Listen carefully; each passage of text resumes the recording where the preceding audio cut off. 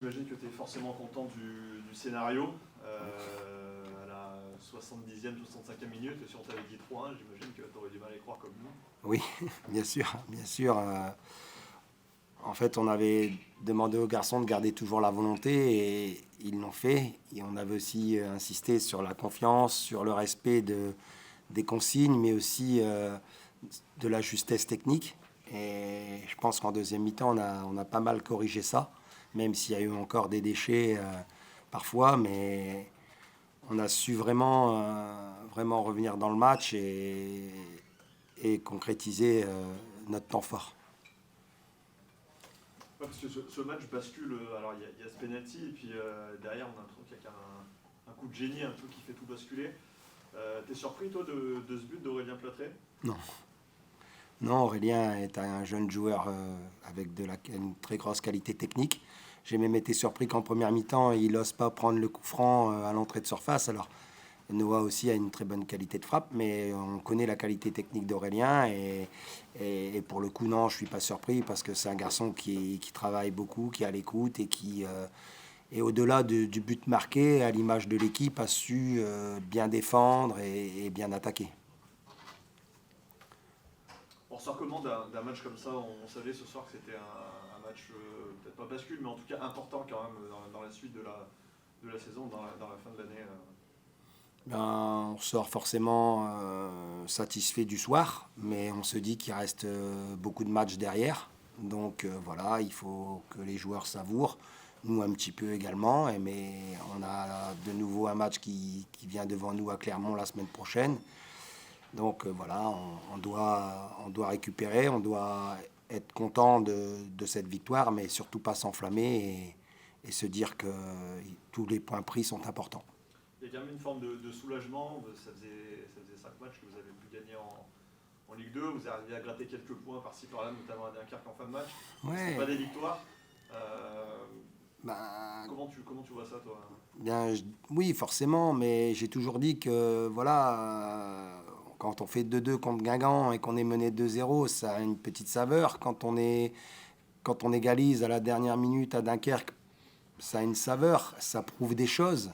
Et il faut s'appuyer là-dessus. Et aujourd'hui, c'est vrai qu'on n'avait pas gagné. On avait aussi insisté là-dessus sur le fait que prendre un point, c'est bien, mais ça fait avancer moins vite qu'en prendre trois.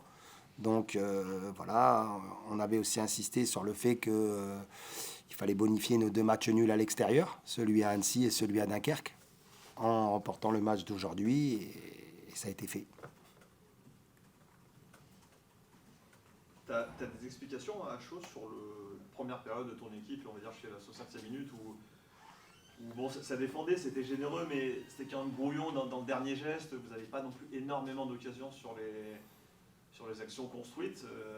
Est-ce que tu as une explication pour ça? Ben, on avait aussi décidé de changer des choses et on a fait découvrir des postes à certains garçons. Donc il a fallu aussi une mi-temps peut-être pour se mettre dans la peau d'un joueur plus haut pour Vincent. Après, on avait décidé aussi tactiquement de jouer différemment qu'on a déjà joué, enfin en tout cas avec des garçons différents. Et du coup, ça avait en première mi-temps, je pense, sur une ou deux situations, le manque d'automatisme a fait qu'on a raté des choses, mais ça s'est vite corrigé.